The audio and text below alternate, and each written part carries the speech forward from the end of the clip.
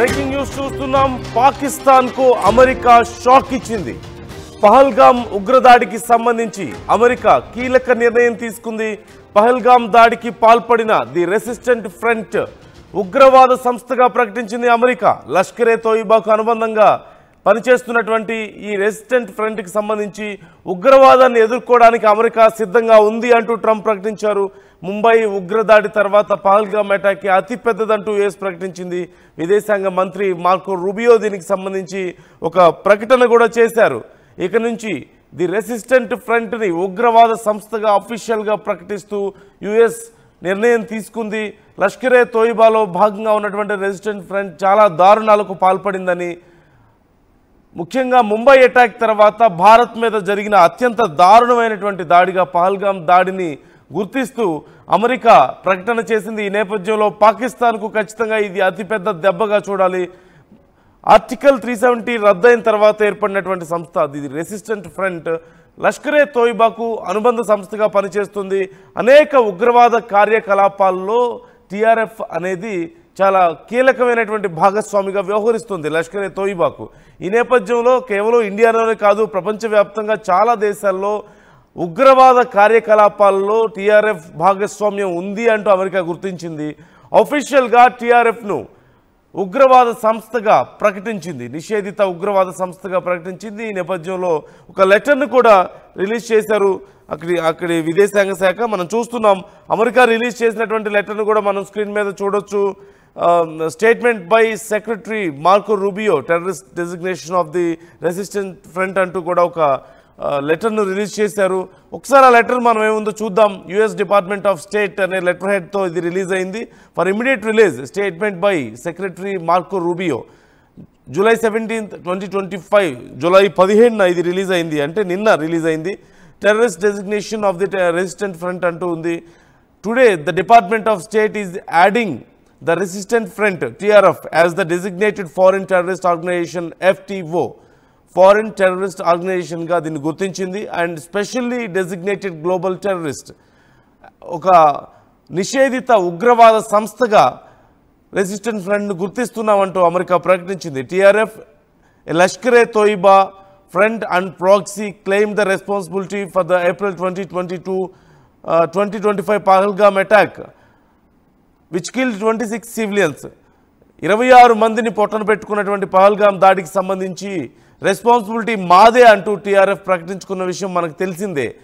The resistant front ఇది లష్కరే తోయిబా అనుబంధ సంస్థ అని కూడా ప్రకటించుకుంది. This was the deadliest attack on the civilians in India since 2008 Mumbai attacks conducted by the LET. Lashkar-e Taiba conduct చేసినటువంటి 2008 ముంబై అటాక్స్ కంటే కూడా ఇది ఇంకా దారుణమైన ఘటన అంటూ చెప్పింది.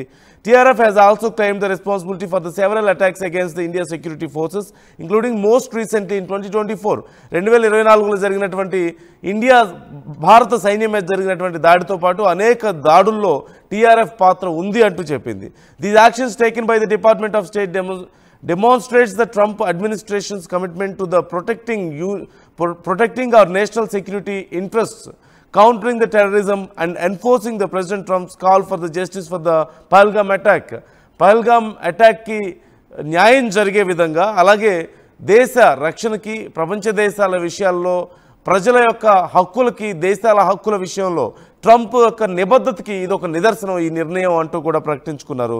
TRF and the other associated alliances have been added to the LET's designations as FTO and the SDGT pursuant the Section 219 of the Immigration and Nationality Act and Executive Order 13224 respectively అంటూ వారు ఒక లెటర్ని release చేయడం జరిగింది.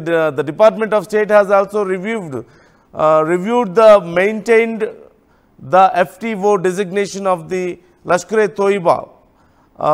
Amendments to FTO designations got into the effect upon publications in the federal region అంటూ ఒక letter హెడ్ను release చేశారు. ఓవరాల్గా అమెరికా ఈ రెసిస్టెంట్ ఫ్రంట్ని అంతర్జాతీయ ఉగ్రవాద సంస్థ, నిషేధిత ఉగ్రవాద సంస్థగా గుర్తించింది. ఇది ఖచ్చితంగా పాకిస్తాన్కు ఒక ఎదురు దెబ్బగా చూడాలి. అవునన్నా మనకి ప్రపంచం అంతా తెలిసిన విషయమే. పాకిస్తానే టెర్రరిస్ట్ ఆర్గనైజేషన్స్ మెయింటైన్ చేస్తుంది, పాకిస్తాన్ సైన్యమే టెర్రరిస్టులకు శిక్షణ ఇస్తుంది, పాకిస్తాన్ సైన్యమే వాళ్ళకి ఆయుధాలను సమకూరుస్తుంది, నిధులు సమకూరుస్తుంది, అన్ని రకాలుగా శాటిలైట్ పరికరాల దగ్గర నుంచి శాటిలైట్ సమాచారం దగ్గర నుంచి ప్రతిదీ పాకిస్తాన్ నుంచి అందుతుంది అనేది అందరికీ తెలిసిన విషయమే. ఈ నేపథ్యంలో భారత్ మీద జరిగినటువంటి వరుస దాడులకు అలాగే ప్రపంచ దేశాల్లో లష్కరే తోయిబాతో అనుబంధంగా ఉండి ఉగ్రవాదులు చేస్తున్నటువంటి ముఖ్యంగా ఈ రెసిస్టెంట్ ఫ్రంట్ చేస్తున్నటువంటి ఈ ఉగ్రవాద కార్యకలాపాలను అమెరికా గుర్తించింది. ఈ విషయంలో కఠినంగా వ్యవహరించాలంటూ నిర్ణయించుకుంది. ఈ నేపథ్యంలోనే నిషేధిత ఉగ్రవాద సంస్థల జాబితాలో దీన్ని చేర్చింది. ఇక నుంచి ఈ రెసిస్టెంట్ ఫ్రంట్కి సంబంధించినటువంటి ఏ ఉగ్రవాదైనా సరే, ఏ ఉగ్రవాద కార్యకలాపాలు జరిగినా సరే ప్రపంచ దేశాలు కలిసికట్టుగా దాని మీద పోరాటం చేయడానికి అవకాశం ఉంటుంది. అమెరికా కానీ ఏ దేశం కూడా ఇలాంటి విషయాల్లో అభ్యంతరం వ్యక్తం చేయడానికి అవకాశం లేదు. సో ప్రపంచ దేశాల ముందు ఒక రకంగా నా మిత్రులు అని చెప్పుకుంటేనే ట్రంప్ వ్యవహార శైలి ఈ మధ్య ముఖ్యంగా మనం చూస్తున్నాం. మ్యాడ్ మ్యాన్స్ థియరీ అంటూ చెప్తున్నారు. అంటే ఎప్పుడు ఎవరితో ఫ్రెండ్షిప్ చేస్తాడో, ఎప్పుడు ఎవరితో శత్రుత్వం పెట్టుకుంటాడో తెలియని ఒక క్లిష్టమైనటువంటి మానసిక స్థితిగా చెప్తున్నారు. ఈ నేపథ్యంలో ఇప్పుడు ఒక పరిణామం చూస్తున్నాం. మొన్న ఆసిఫ్ మునీర్ని తీసుకెళ్లి కూర్చోబెట్టుకొని నాకు మంచి మిత్రుడు, పాకిస్తాన్ గొప్ప దేశం అని పొగిడినటువంటి ట్రంప్ ఇప్పుడు వాళ్ళు చేస్తున్నటువంటి కార్యకలాపాలను దెబ్బతీసే విధంగా, వాళ్ళకి బలంగా ఉన్నటువంటి ఈ ఉగ్రవాద సంస్థలను దెబ్బకొట్టే విధంగా ఇప్పుడు ఒక కీలక నిర్ణయం తీసుకున్నారు. సో అన్ని దేశాల విషయంలో ఇలాగే జరుగుతుంది. ఎవరికి ఆయన శత్రువో ఎవరికి ఆయన మిత్రుడో తెలియట్లేదు. కానీ ఖచ్చితంగా ఈ నిర్ణయం విషయంలో అభినందించాల్సిందే. అమెరికా నిర్ణయాన్ని, ట్రంప్ నిర్ణయాన్ని ఖచ్చితంగా అభినందించి తీరాల్సిందే. ఇప్పుడు పాకిస్తాన్ దీని మీద మరి ఎలా రెస్పాండ్ అవుతుంది, ఈ విషయంలో కూడా ఏమైనా లాబింగ్ చేసుకుంటుందా ట్రంప్తో అనేది కూడా చాలా కీలకమైనటువంటి అంశంగానే చూడాలి. రైట్ మధు జాయిన్ అవుతున్నారు. మధు, ఖచ్చితంగా పాకిస్తాన్కు ఇది ఒక కీలకమైనటువంటి ఎదురు దెబ్బ అని చెప్పాలి. అందులోనూ కాశ్మీర్ పరిసర ప్రాంతాల్లో రెసిస్టెంట్ ఫ్రంట్ యొక్క యాక్టివిటీస్ చాలా కీలకంగా ఉన్నాయని చెప్తున్నారు. సో మున్ముందు ఎలా ఉండే అవకాశం ఉంది, ట్రంప్ తీసుకున్నటువంటి ఈ నిర్ణయం ఎఫెక్ట్ ఎలా ఉండే అవకాశం ఉందంటారు? ఎగ్జాక్ట్లీ, అంటే ఉగ్రవాదులకు వ్యతిరేకంగా నియమితమైనటువంటి గ్లోబల్ టెర్రరిస్ట్ ఆర్గనైజేషన్ కి సంబంధించినటువంటి ఒక సంస్థగా గుర్తిస్తూ అమెరికా నిర్ణయం తీసుకోవడం జరిగింది. ది రెసిస్టెంట్ ఫ్రంట్ చేసినటువంటి మారణ హోమం మనందరికీ తెలిసిందే.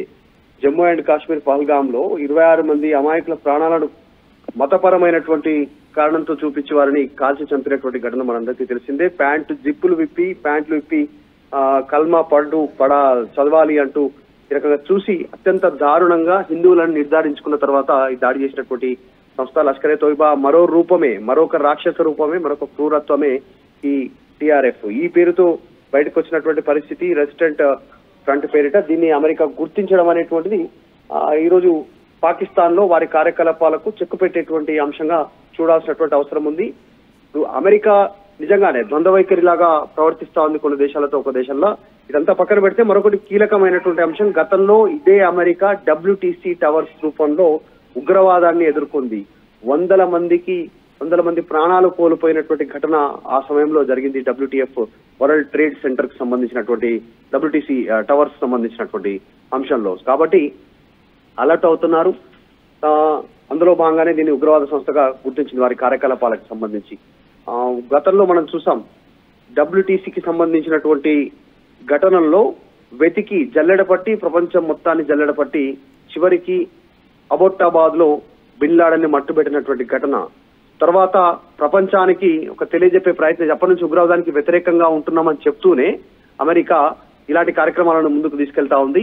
అందులో భాగంగా ఉగ్రవాద సంస్థలను గుర్తిస్తా ఉంది. వారికి ఆర్థిక సహాయాన్ని అందజేయకుండా ఉండేలాగా, తర్వాత ఆ దేశాలపైన ఒత్తిడి తెచ్చేలాగా ఇప్పుడు ఉగ్రవాద సంస్థగా గుర్తించేటువంటి కారణం. మొత్తానికైతే ఈ నిర్ణయం కాస్త పాకిస్తాన్ కి ఒక చెప్పపెట్టు లాంటిది. పాకిస్తాన్ ఆర్మీనే వారందరినీ ఇక్కడికి పంపించినటువంటి ఘటన మన పహల్గామ్ ఘటనలో కూడా వారిని బార్డర్ దాటించింది, వారికి ఆయుధాలను ఇచ్చింది, వారికి రూట్ మ్యాప్ ఇచ్చింది పాకిస్తాన్ ఆర్మీయే, పాకిస్తాన్ ప్రభుత్వమే. అది బహిర్గతమైంది చాలా స్పష్టంగా.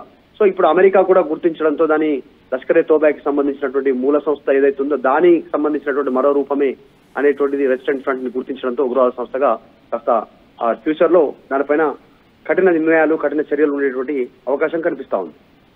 Right, thank you Madhu. మొత్తం మీద అమెరికా తీసుకున్నటువంటి నిర్ణయంతో నాకు తెలిసి పాకిస్తాన్ షాక్ అయి ఉంటుంది ఖచ్చితంగా. ఇప్పుడు ఈ విషయంలో మరి ఏం చేయబోతోంది? చాలా విషయాల్లో ట్రంప్తో లాబింగ్ చేసుకుంటుంది పాకిస్తాన్, మనకు తెలిసిన విషయం. ఈ నేపథ్యంలో మరి ఇప్పుడు ఏం చేయబోతుంది అనేది చాలా కీలకమైనటువంటి అంశం.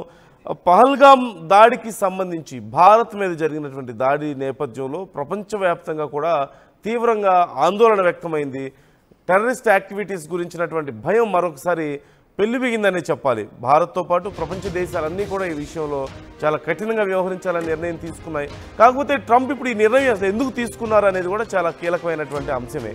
ఇప్పుడున్న పరిస్థితుల్లో మరి ఓ పక్క పాకిస్తాన్ చాలా గొప్ప దేశం అని చెప్తూ, మరోవైపు పాకిస్తాన్ ట్రంప్కు నోబెల్ శాంతి బహుమతి ఇవ్వాలి అని చెప్తున్న తరుణంలో ట్రంప్ మరి పాకిస్తాన్ను నష్టపరిచే విధంగా ఈ నిర్ణయం ఎందుకు తీసుకున్నారు అనేది కూడా ఖచ్చితంగా చర్చ వస్తుంది. ఆసిఫ్ మునీర్తో మంచి రిలేషన్ ఉంది. ఒక రకంగా ఆసిఫ్ మునీర్ పాకిస్తాన్లో రాజకీయ అక్కడ ఉన్నటువంటి ప్రధాని పక్కకు నెట్టేసి ఆయన కూర్చోవాలని చెప్పి కూడా ప్లాన్ చేసుకుంటున్నారు. రాజకీయాల్లో ఇక పూర్తిగా చలమణి అవ్వాలని చెప్పి ప్లాన్ చేసుకుంటున్న తరుణంలో, అక్కడ అధికారాన్ని చేపట్టాలని ప్లాన్ చేసుకుంటున్న తరుణంలో ఇలా చేయడాన్ని మనం ఎలా అర్థం చేసుకోవాలనేది చాలా కీలకమైనటువంటి అంశం. ఈ నేపథ్యంలో ఇప్పుడు పాకిస్తాన్ ఏం చేయబోతుంది అనేది కూడా చాలా ముఖ్యమైనటువంటి పరిణామంగా చూడాలి. మరి నెక్స్ట్ ఏమన్నా ఫర్దర్గా లాబింగ్ ఉండబోతుందా అనేది. ఏదేమైనప్పటికీ భారత్ మీద ఇంత దారుణమైన అటాక్స్ చేసినటువంటి ది రెసిస్టెంట్ ఫ్రంట్ విషయంలో అమెరికా తీసుకున్నటువంటి నిర్ణయాన్ని ఖచ్చితంగా అప్రిషియేట్ చేయాలి. భారత్ చాలా రోజుల నుంచి ఈ విషయంలో కొంత ఒత్తిడి తెస్తూనే ఉంది ప్రపంచ దేశాల మీద. ఖచ్చితంగా ఎలాగైతే గతంలో లష్కర్ ఏ తోయిబాని గుర్తించారు, అంతర్జాతీయ ఉగ్రవాద సంస్థగా, నిషేధిత సంస్థగా గుర్తించారు, అలాగే ది రెసిస్టెంట్ ఫ్రంట్ విషయంలో కూడా చేయాలి అని చెప్పేసి భారత్ ఒత్తిడి తెస్తున్న విషయం మనకు తెలిసిందే. ఈ నేపథ్యంలో భారత్ చేసినటువంటి ప్రయత్నాలు సక్సెస్ అయ్యాయని చెప్పుకోవాలి. ఇక్కడ నుంచి ది రెసిస్టెంట్ ఫ్రంట్కి సంబంధించినటువంటి మెంబర్స్ విషయంలో భారత్ కూడా మరింత వేగంగా అడుగులు వేయడానికి అవకాశం ఉంటుంది. భారత్ ఖచ్చితంగా ఇప్పుడు కొంత ఆలోచించడానికి ముఖ్యంగా కాశ్మీర్లో ఉండి ది రెసిస్టెంట్ ఫ్రంట్ కోసం పనిచేస్తున్నటువంటి కొంతమంది నాయకుల విషయంలో భారత్ ఇమీడియట్గా యాక్ట్ చేయడానికి కొంచెం కష్టమైన పరిస్థితి. అంటే మానవ హక్కుల విషయం అని, లేదంటే రాజకీయాలకు సంబంధించి కొన్ని లొసుగులు చూపించుకుంటూ ఇటు కాశ్మీర్లో ఇష్టారీతిని వ్యవహరిస్తున్నటువంటి కొంతమంది నాయకుల మీద, ఇప్పుడు నాయకుల గొంతు మీద ఖచ్చితంగా భారత్ కత్తి పెట్టినట్లు అవుతుంది ఈ ఘటన తర్వాత. ఇప్పుడు ఈ లెటర్ తర్వాత ఖచ్చితంగా భారత్ వారి విషయంలో చాలా కఠినంగా వ్యవహరించినప్పటికీ కూడా ఎలాంటి ఇబ్బంది ఉండదు అనేది క్లియర్గా తెలుస్తుంది. అసలు ది రెసిస్టెంట్ ఫ్రంట్కి సంబంధించిన డీటెయిల్స్ ఒకసారి చూద్దాం. ఈ రెసిస్టెంట్ ఫ్రంట్ అనేది పాకిస్తాన్కి సంబంధించిన లష్కర్ ఏ తోయిబా అనుబంధ సంస్థ అనేది మనందరికీ తెలిసిందే. ఆర్టికల్ 370 రద్దు తర్వాత ఒక కొత్త ఉగ్రవాద సంస్థ అక్కడ ఉద్భవించింది. మేము కాశ్మీర్లో ఉన్నటువంటి ప్రజల హక్కుల కోసం పోరాటం చేసే సంస్థ మాది, మేము ప్రజల హక్కుల కోసం పోరాడుతాం, ప్రభుత్వాల మీద పోరాడుతాం, ఇక్కడ నష్టపోతున్నటువంటి ప్రజలు, బాధిత ప్రజల పక్షాన మేము ఉంటాం అంటూ ది రెసిస్టెంట్ ఫ్రంట్ అంటూ పేరు పెట్టుకున్నారు. మేము ఉగ్రవాదులం కాదు, మేము స్వతంత్ర సమరయోధులు లాంటి వాళ్ళం అని చెప్పుకుంటున్నటువంటి పరిస్థితి మనం చూసాం. ఇక్కడ ప్రజల హక్కుల కోసం, ప్రజల స్వతంత్రం కోసం మేము పోరాడుతున్నాం, కాశ్మీర్ కోసం మేము పోరాడుతున్నాం అంటూ చెప్పిన సందర్భాన్ని మనం గుర్తు చేసుకోవాలి. 2019 అక్టోబర్లో ఈ సంస్థ ఏర్పాటైంది. ఈ సంస్థకు షేక్ సాదిక్ గుల్ సుప్రీం కమాండర్గా ఉన్నారు. చీఫ్ ఆపరేషనల్ కమాండర్గా బాసిత్ అహ్మద్ దార్ వ్యవహరించిన విషయం మనకు తెలిసిందే. హిజ్బుల్ ముజాహిద్దీన్, లష్కర్ ఏ తోయిబా సభ్యులతో తొలుత ఈ టీఆర్ఎఫ్ ది రెసిస్టెంట్ ఫ్రంట్ అనేది ఏర్పడింది. అంటే హిజ్బుల్ ముజాహిద్దీన్లోని కొంతమంది, లష్కర్ ఏ తోయిబాలోని కొంతమంది సపరేట్ అయ్యి ఈ లష్కర్ ఏ తోయిబాను ఈ రెసిస్టెంట్ ఫ్రంట్ ఏర్పాటు చేయడం జరిగింది. అంటే రాజకీయ ముసుగు వేసుకొని ఉండాలి, ప్రజల కోసం పోరాటం చేస్తున్నట్లుగా పైకి కనపడాలి, కానీ చేసే పనేమో టెర్రరిస్ట్ యాక్టివిటీస్. ప్రపంచం ముందు, ముఖ్యంగా కాశ్మీర్ ప్రజల ముందు మేము మీకోసమే పోరాడుతున్నాం, మీ రైట్స్ కోసం, మీ ప్రాణాల కోసం పోరాడుతున్నాం అని చెప్తూ భారతదేశాన్ని, భారత ప్రభుత్వాన్ని బూచిగా చూపించి అక్కడ టెర్రరిస్ట్ యాక్టివిటీస్ చేయడానికి వారిని అక్కడ ఉపయోగించుకునే కార్యక్రమంలో భాగంగా, అంటే లష్కర్ ఏ తోయిబా ఏదైనా యాక్టివిటీ చేస్తే అది ఉగ్రవాద కార్యకలాపంగా అవుతుంది. అలాగే ఇప్పుడు హిజ్బుల్ ముజాహిద్దీన్కి సంబంధించి ఏదైనా యాక్టివిటీ జరిగినా, ఆ నాయకులు కనపడ్డా అది ఒక ఉగ్రవాద కార్యకలాపంగానే అందరూ గుర్తిస్తారు. ఈ నేపథ్యంలోనే ఇది ఉగ్రవాద కార్యకలాపాలే చేయాలి, ఉగ్రవాదులు చేసే పనులే చేయాలి, కానీ చూడ్డానికి మాత్రం రాజకీయంగా కనిపించాలి, చూడ్డానికి మాత్రం ప్రజల కోసం పాటుపడుతున్నట్లుగా కనిపించాలి అని పెట్టిన ఒక సంస్థగా ఇది ఉంది ది రెసిస్టెంట్ ఫ్రంట్ అనేది. మేము ప్రజల్ని రక్షిస్తామని చెప్తున్నారు. సైన్యం మీద దాడులకు పురిగొల్పినటువంటి సందర్భాలు అనేకం మనం చూసాం. గతంలో రాళ్లతో సైన్యం మీద దాడి చేయడం, కత్తులతో దాడి చేసి ప్రజల్లో భావోద్వేగాలు రెచ్చగొట్టి సైన్యం మీదకి గుంపులుగా ప్రజలను అటాక్ చేయడానికి పంపించినటువంటి సందర్భాలు గతంలో చూసాం. ఏంటి అంటే మేము కాశ్మీర్ని కాపాడుతున్నాం అన్నారు. ముఖ్యంగా ఈ రెసిస్టెంట్ ఫ్రంట్ అనేది కాశ్మీర్లో చాలా యాక్టివ్గా ఉన్న విషయం మనకు తెలిసిందే. అందులోనూ ఆర్టికల్ 370 రద్దు తర్వాత ఇంకా యాక్టివ్ అయింది. అప్పుడప్పుడే మొదలవుతున్నటువంటి ఈ సంస్థ కార్యకలాపాలు పూర్తిగా విస్తరించాయి. ఇక మీరు ఈ ఆర్టికల్ 370 రద్దు చేసి కాశ్మీర్ యొక్క ప్రజల యొక్క హక్కుల్ని కాలరాస్తున్నారు, వాళ్ళ కోసం మేము ఫైట్ చేస్తామంటూ ఒక రాజకీయ సంస్థ ముద్రతో, రాజకీయ సంస్థ యొక్క రూపంతో ఇది బయటకు వచ్చి తీవ్రమైనటువంటి కార్యకలాపాలు, ఉగ్రవాద కార్యకలాపాలు చేయడాన్ని మనం చూసాం. ముఖ్యంగా ఉగ్రవాద సంస్థ అనేటువంటి లష్కరే తోయిబాకు అనుబంధంగా ఉంది ది రెసిస్టెంట్ ఫ్రంట్ను కేంద్రం హోంశాఖ గతంలోనే ఉగ్రవాద సంస్థగా ప్రకటించిన విషయం మనకు తెలిసిందే. ఇందుకు సంబంధించి జనవరి 6, 2023లో గెజెట్ నోటిఫికేషన్ కూడా జారీ చేసింది. ఆన్లైన్ ద్వారా యువతను నియమించుకోవడం, ముఖ్యంగా ఈ రెసిస్టెంట్ ఫ్రంట్ చేసే కార్యకలాపాలు మనం చూస్తున్నాం. ఎవరైతే ఫినాన్షియల్గా సఫర్ అవుతున్నారో, ఎవరైతే బాగా బ్రేక్ డౌన్ అయి ఉన్నటువంటి యువత ఉన్నారో, లేదంటే ఎవరైతే ప్యాషనెట్గా, చాలామందికి ఈ ఆర్మ్డ్ ఫోర్సెస్ అన్నా లేదంటే ఆర్మ్స్ అన్నా కానీ చాలా ప్యాషన్ ఉంటుంది, గన్స్ ఇలాంటి విషయాల్లో. అలాగే కొంతమంది ఆర్థికంగా ఇబ్బందులు పడుతూ ఉంటారు. కొంతమంది విచ్చలవిడిగా తిరుగుతున్నటువంటి, అంటే బాధ్యత లేకుండా తిరుగుతున్నటువంటి యువత కానీ, లేదంటే బ్రేక్ డౌన్ అయిపోయి, అంటే జీవితంలో చాలా కోల్పోయిన వాళ్ళు, ప్రేమలో విఫలమైన వాళ్ళు, లేదంటే ఇంకేదైనా పేరెంట్స్ లేక అనాథలుగా పెరుగుతున్న వాళ్ళు, ఇలాంటి వాళ్ళు జీవితంలో బాగా సఫర్ అవుతూ లోలో ఉన్న వాళ్ళకి మేము మీకు సపోర్ట్ ఇస్తాం అంటూ వాళ్ళకి ఆశ చూపించి, వాళ్ళకి డబ్బు ఆశ చూపిస్తారు. లేదంటే కొన్ని సందర్భాల్లో చాలామంది ఈ రెసిస్టెంట్ ఫ్రంట్కి సంబంధించినటువంటి యువతులు ఆన్లైన్లో ఫేస్బుక్ ద్వారానో ఇన్స్టాగ్రామ్ ద్వారానో ఇక్కడ యువకులకి వలవేసి, చాలామంది గతంలో సైనికులకి సంబంధించి కూడా మనం ఇలాంటి వార్తలు చూసాం. ఫేస్బుక్లో ఇన్స్టాగ్రామ్లో సైనికులతో చాట్ చేసి వాళ్ళని లోబర్చుకొని భారతదేశం యొక్క కీలకమైనటువంటి సమాచారాన్ని వాళ్ళు గ్యాదర్ చేసినటువంటి సందర్భాన్ని మనం చూసాం. వాళ్ళు తెలుసుకొని టెర్రరిస్టులకు అందించేటువంటి సందర్భం. అంటే ఇవన్నీ కూడా టెర్రరిస్ట్ యాక్టివిటీసే. సోషల్ మీడియాను చాలా యాక్టివ్గా యూజ్ చేసుకుంటారు, డబ్బు ఆశ చూపిస్తారు, లేదంటే పూర్తిగా బ్రేక్ డౌన్ అయి ఉన్నటువంటి యువతకు నీ జీవితానికి